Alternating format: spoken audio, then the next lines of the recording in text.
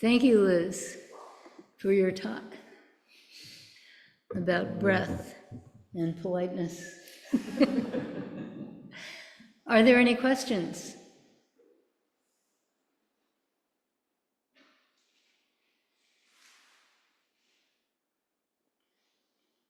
This will be extremely short.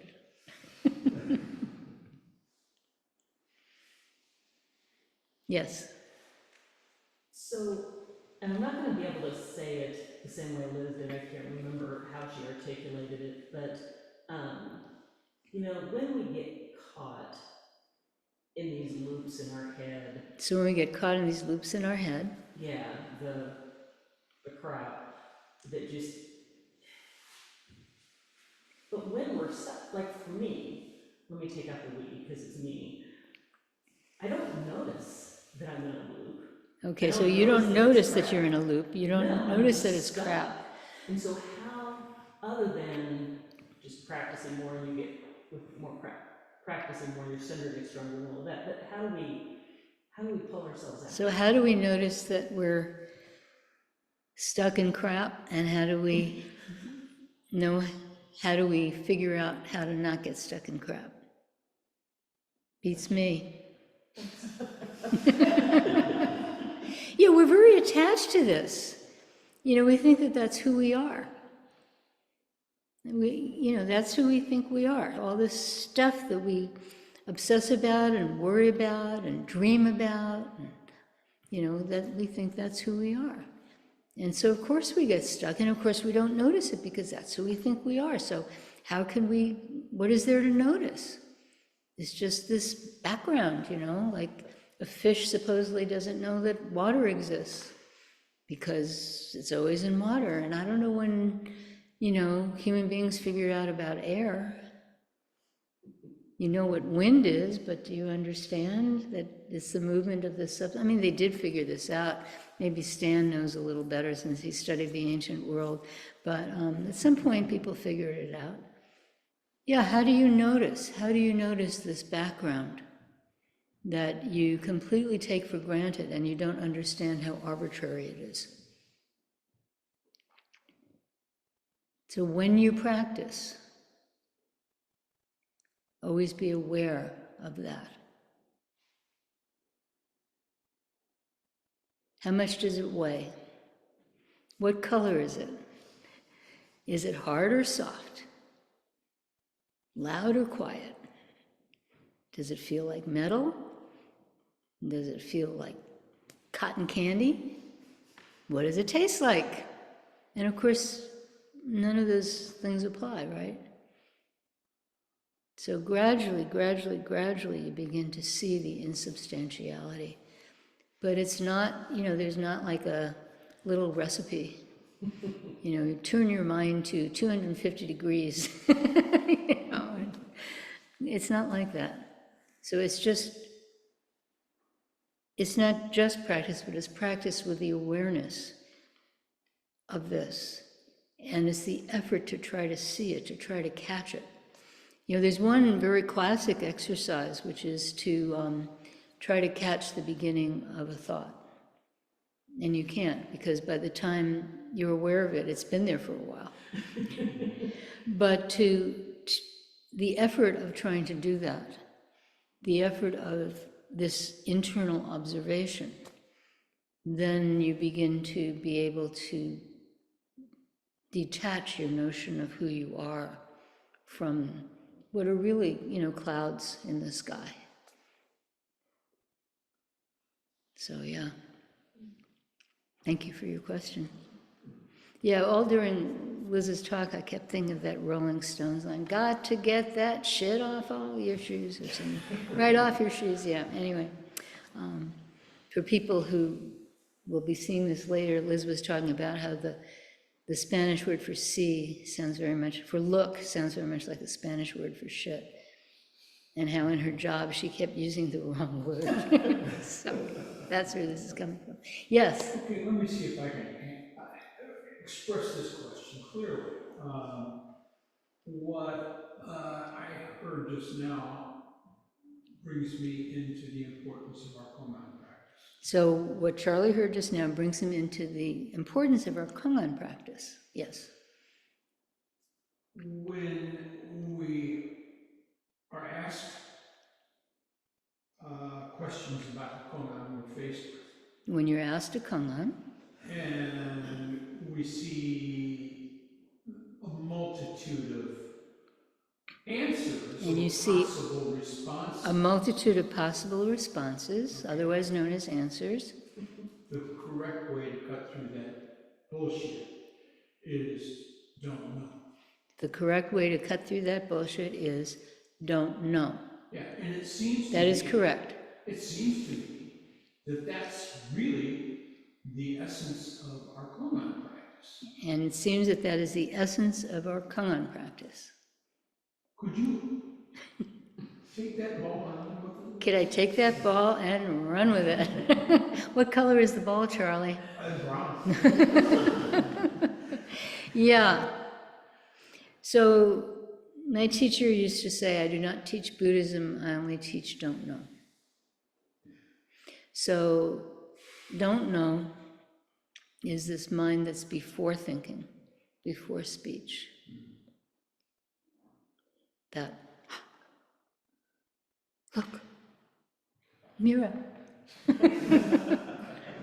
That mind that's not caught up in preconceptions, is not trying to do anything, it's just simply, newborn babies have it. They're trained out of it, but if you've ever seen a newborn baby and they look around, that mind. So that mind, exactly, that mind is not just helpful in Kongan practice, it's helpful in our whole life. So that's not all that Kongan practice is about, but certainly it's part of what it's about, is helping us to get in touch with this don't know. Ha! Yeah, so some people are, ooh, you weren't expecting that. Well, maybe you were, but, it just, in that moment, what does your mind do? For most people, in that moment, it's just, what was that? Who is that masked person? That mind just, whoa, what? That mind. Yeah. So that's don't know mind. And yeah, so that mind, though we have to be really careful because don't know is not an excuse. I don't know. That's not don't know. That's a different thing. Yeah. But this completely open mind, it's very helpful. And it's certainly helpful in Kongan practice, but it's helpful everywhere. There's a lot of other sort of points or directions to Kongan practice, like not getting caught. We all get caught in the question. You think it's pointing that way, and you just grab it. The classic thing is to say you've caught the hook, like a fish. It's going for the bait, but grabs the hook. So the bait is just a disguise. So a lot of life is like that too, where we're put in a situation and we see it in a certain kind of conventional way, and then we just catch the hook, and then we can't see it clearly. So Kongan practices are very good for, they're designed to set up, they're set up so that you'll catch the hook, and then the teacher says no. And then at some point, you don't catch the hook. You don't get caught in this stuff in your frontal lobes. So that's another thing of Kongan practice. There are many, many things of Kongan practice. Getting rid of your desire to please all the time, getting rid of your judgment of yourself all the time. It's set up so that most of the time you won't be approved. That's how it's set up. It's supposed to be that way. And then you learn not to say, oh, I'm such an idiot, oh, I'm so terrible, oh, the teacher doesn't like me, oh, why am I doing this? I'm not very good at this. You learn to just say, shut up, shut up, shut up, shut up, shut up. I want to do the work. this, do the work. So there's a lot of things about Kunlun practice, but yes, don't know is very important. Keeping your mind here instead of here. Keeping your energy here instead of here. Yeah, it's a very big part of Kunlun practice. So thank you for your speech and your question. Are there any other questions? Yes. What is keeping your energy here? Can So- you talk more about that? So what does it mean to keep your energy here? That's an interesting question because it cognitively it doesn't make any sense, but we don't know how to talk about it very well. But if you've ever done any kind of serious movement, whether it's dance or martial arts or yoga or whatever, you understand that it comes from here. And that center has to be really strong in order to do things. And it's more than breaking it down into the muscles and stuff. It's more than that. So that,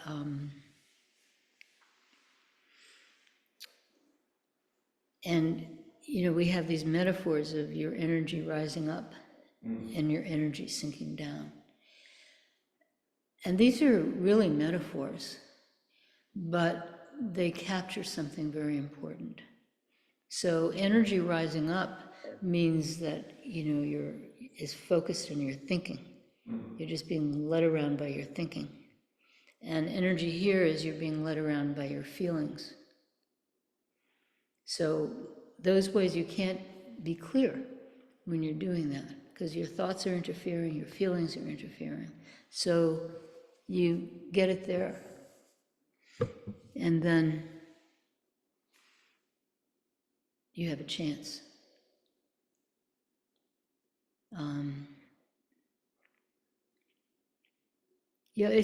It's really very physical and it's really very difficult to talk about. But that's why we have this mudra.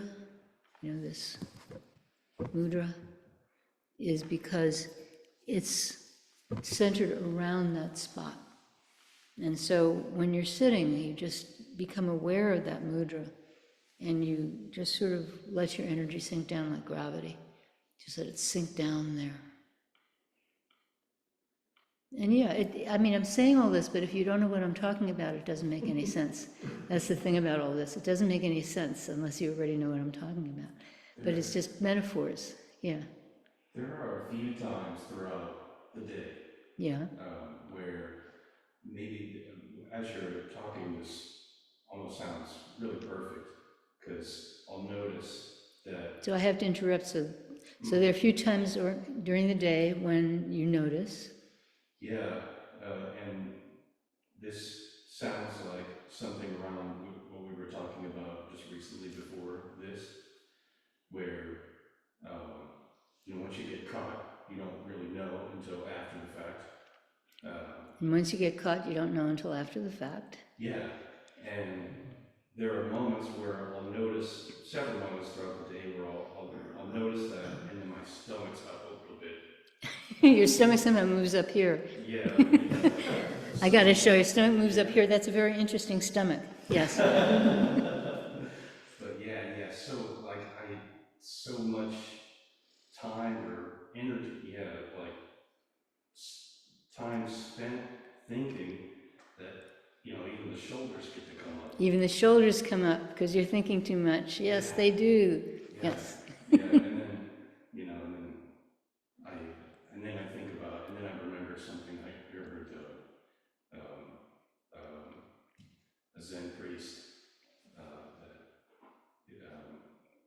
is in a center in California. In those moments, it's really funny, but it's super helpful. I hear his voice saying, "Let your stomach pooch out." Let your stomach pooch and then out. It drops straight down right there. Yeah. Yeah. Yeah. Right. You remember the videos of Trump getting shot? The bullet hit him,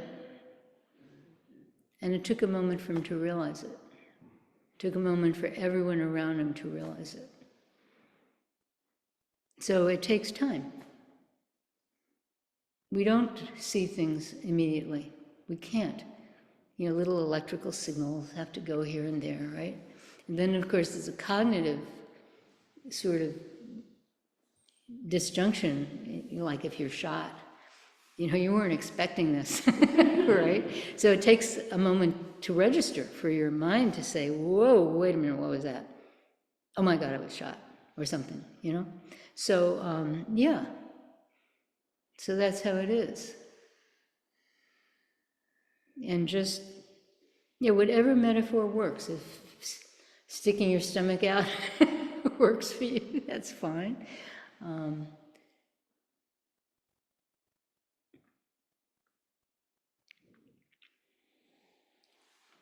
But it's doing it, not talking about it, in whatever way that we do it. That's what's important. We can use different kinds of language, we can use all kinds of things, but just doing it. And many people talk about the breath for that, and that's very good advice. When you're sitting,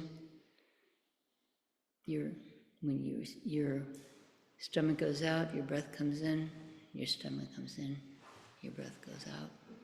So that kind of coordination of your body and your body is very helpful in helping us have this strong center. But then how do you use this center becomes very important. For whom do you live? For whom do you eat? This is very important. So strong center is just one step. And then what direction do we have? That's also very important. People lose sight of that. They want that strong center, but they don't ask, how am I going to use this? So that's a very important question also. So thank you. Anything else? Yes. So there's a lot of like physicality to meditation, and like I think it was the other week that you said that like the function of practice is to just be aware of everything. Did I say that? I think that's Okay. so my question is, how do you balance all of like the physical stuff, like being aware of your body and your senses and everything like that, with the mental aspect of practice, whether it's like breath counting or mantra or great question? Because like you have the thing that you're trying to hold up here, but then you also have... You're not holding it up here. And it's not also. Let's ask this room. Room. How can you be so clear as a room when we have a white wall, when we have a white wall, this moves everything around, a white wall, and we have this gold statue, and we have this complicated painting with all this red and all these people and stuff, and they're plants on the altar, they're green, and how can you do all that at once, room? Okay? Thank you. Yeah, we are very complicated. You know, what is this we anyway? I mean, we have all these like bacteria and stuff, other kinds of creatures floating around in our digestive tract, right? We're not these unitary beings. And we have all these different kinds of cells doing, what they do, and every now and then, they decide to do something else, and we call that cancer. And then, we have cells that then try to attack those cells, right? And we have air in our lungs. And where does our body start? I'm not going to stick my fingers in my nose, but I could. I mean, where is the edge of our body? Is it here? Is it like deeper inside? I mean, you know, we have all this stuff going on. We have all these different fluids. I think traditionally in Buddhism, they talk about 7 of them. I can't remember what they are. You know, they see blood and tears and all that stuff, snot, you know. We're this big conglomeration of stuff, much more complicated than this room. That's just what we're calling the physical side of it. And then we have all this stuff rolling around in our heads, and some of it we're aware of it, some of it we're not aware of. All this stuff going around. We're so complicated. Just let it be. Okay? Yeah, thank you. Any other questions?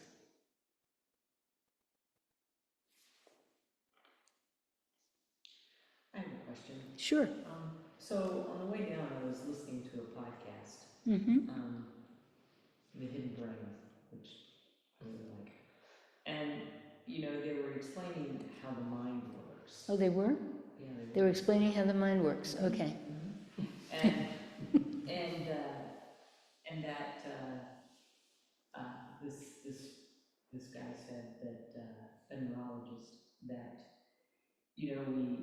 we have to think about ourselves and put ourselves first, because otherwise we'll die. So if we don't put ourselves first, we'll die. Okay. We'll die anyway, but okay. Yeah. I so wish you were the one asking me the questions. But if science is correct, I mean, basically what he was saying is for us to survive as a species, you have to think of yourself. And so even if So for us to survive as a species, you have to think of yourself. So even if an infant has that don't know mind, the infant can't survive. Yeah, so an infant can't survive. That's true. An infant cannot survive on its own. They won't Right. survive. Yep. So the mind doesn't really get them anywhere. So I have to say, you said the mind doesn't get them anywhere. The mind is how they're taking in everything. That's how they're learning. And then later it starts freezing. But that's how they're learning. Yeah. Well, okay, now I don't know what my question. I don't know what my question is about. But Well, can I run with what I think it's about? go ahead. Yeah, so what you're talking about is, so there's this self, right? There's this me, I, me, right? And then there's you, or not me, right?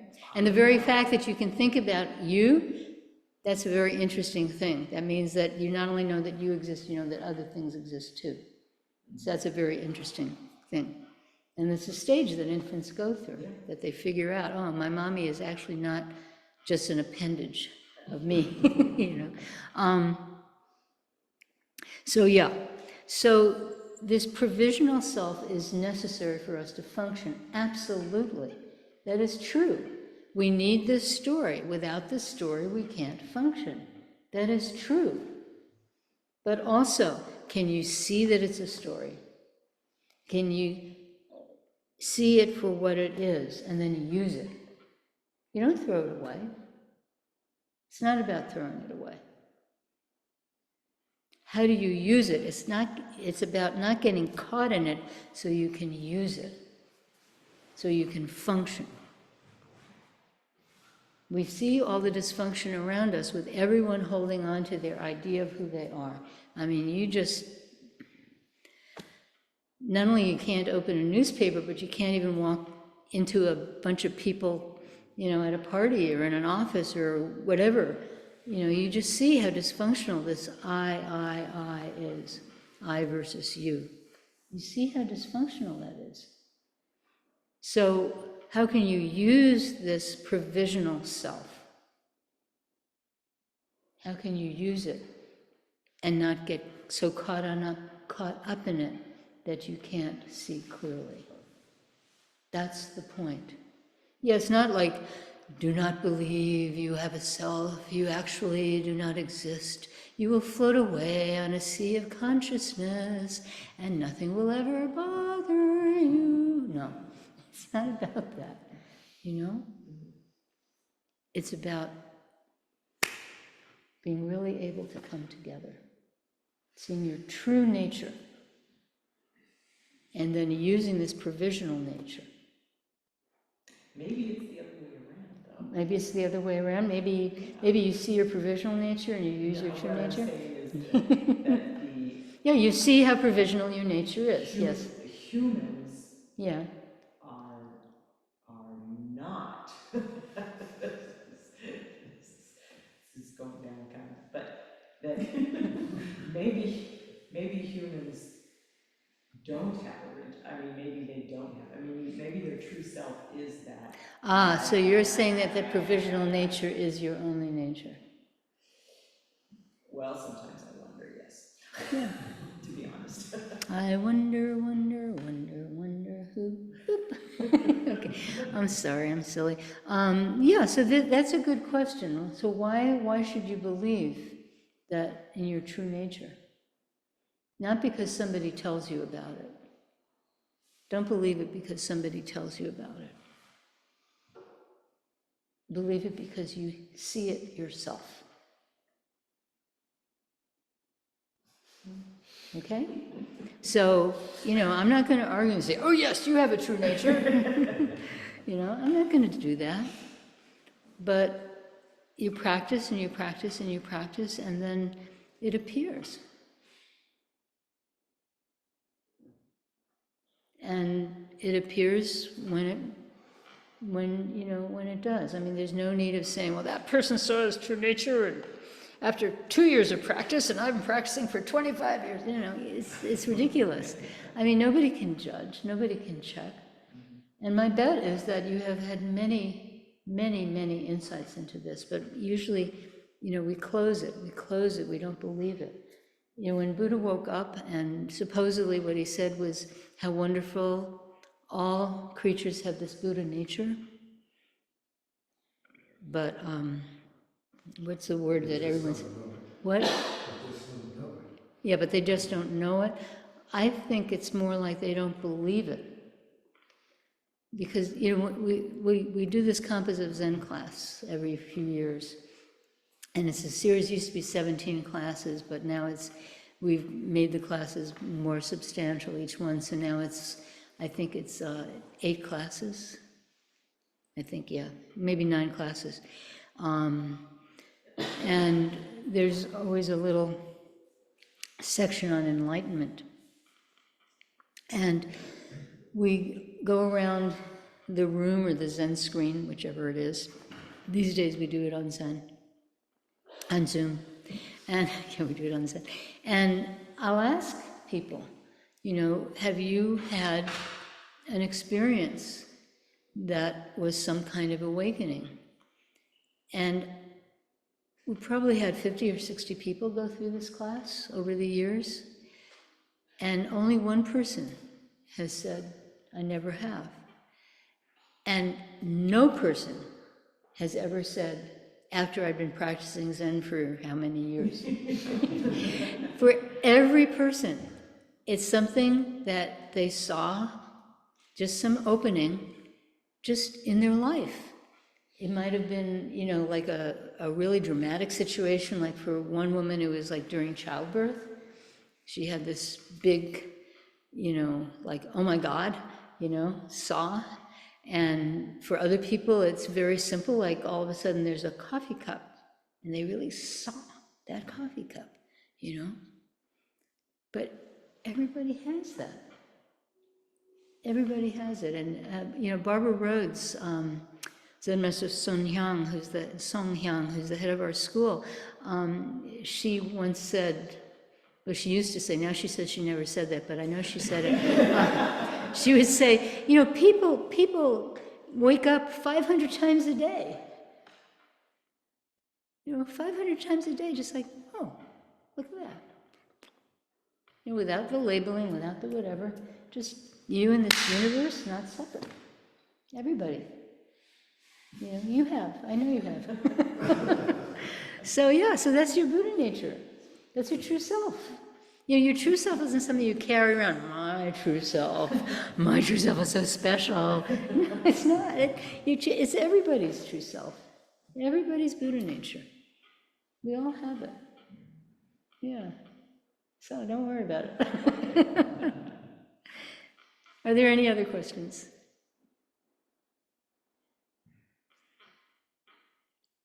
Okay, so time to go back to practice.